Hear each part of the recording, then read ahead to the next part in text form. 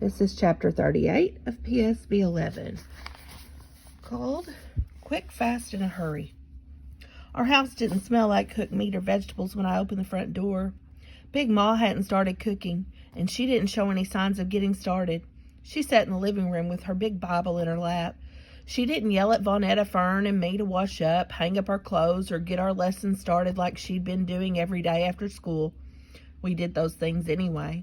Big Ma never made quick, fast, in a hurry food. She made food that needed washing before it touched a knife, pot, or pan. She made beans that soaked overnight and simmered with neck bones for a good part of the next day, and stewed meat in heavy enameled pots with bay leaves and carrots and potatoes that soaked up gravy.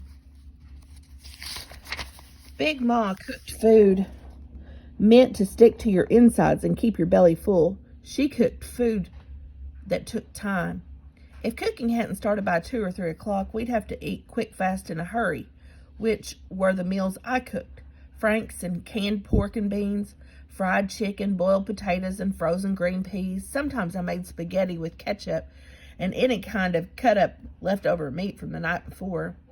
The few times when Big Ma was sick, Uncle Darnell brought in a pizza pie. Big Ma never liked that and always got well the next day so we wouldn't get used to takeout food. I said, "Big Ma, you want me to get something washed or cooking?" I spoke gently. She acted like she didn't hear me when we came in. She shook her head and said, I'll get to it in a minute. So I went to my room and brought my books into my sister's room, where we did homework. I'd rather look up and help Vonetta and Fern than have them run in and out of my room with every problem. Vonetta hadn't been doing that lately. Once she got the hang of figuring out money, she saw numbers as money to be saved for the concert, except now there was no concert. Fern had only 2 sheets of homework, and both sheets looked easy. Still, she sat for a long time and wrote and erased, then wrote and erased again.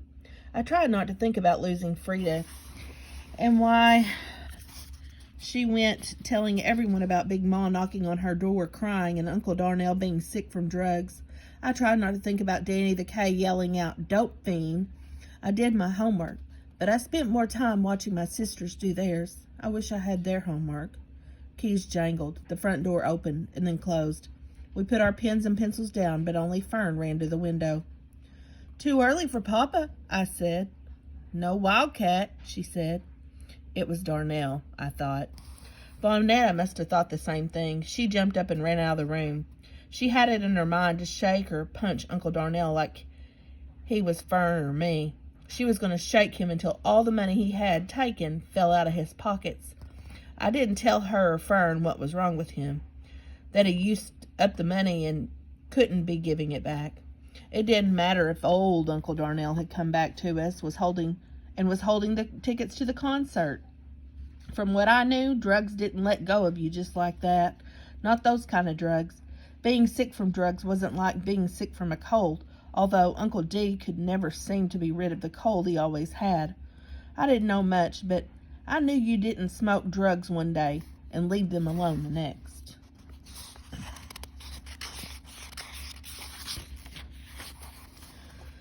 Vonetta needed to let go of seeing the Jackson 5.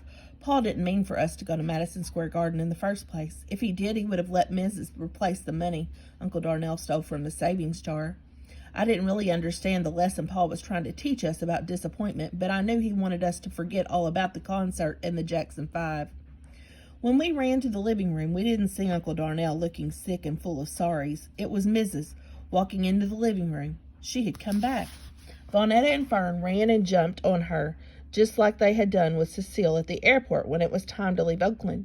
They squeezed her and begged her not to leave. I was glad to see her too, but not as glad as they were. I had Uncle Darnell in my mind. I said, "Hey." She said, "Hey, Delphine." Big Ma sort of looked up. "You're back, Marva?" Miss said, "I'm back, Miss Gaither." We let Big Ma sit in her chair with her big Bible while we cooked. Miss could cook, but she was no Big Ma in the kitchen. She cooked like me, quick, fast, in a hurry. I hope my father knew that. A week passed and Uncle Darnell hadn't come home. Big Ma asked Pa at Thanksgiving dinner, "Did you go looking, son?" He said What he said yesterday.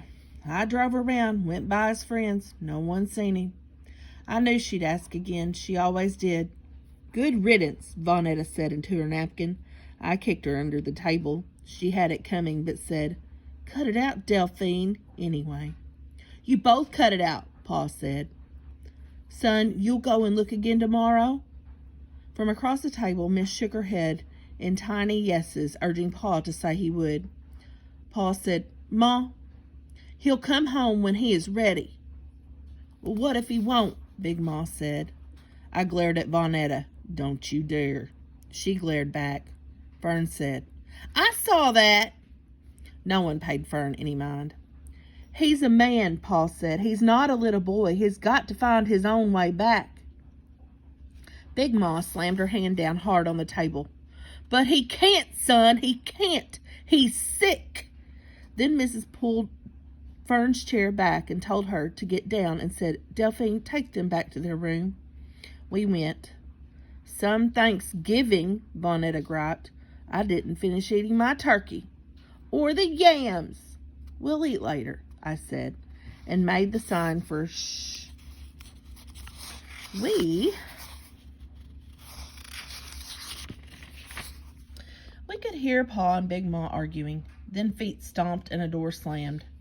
That Thanksgiving, I was thankful that only the bedroom door slammed and not the front door.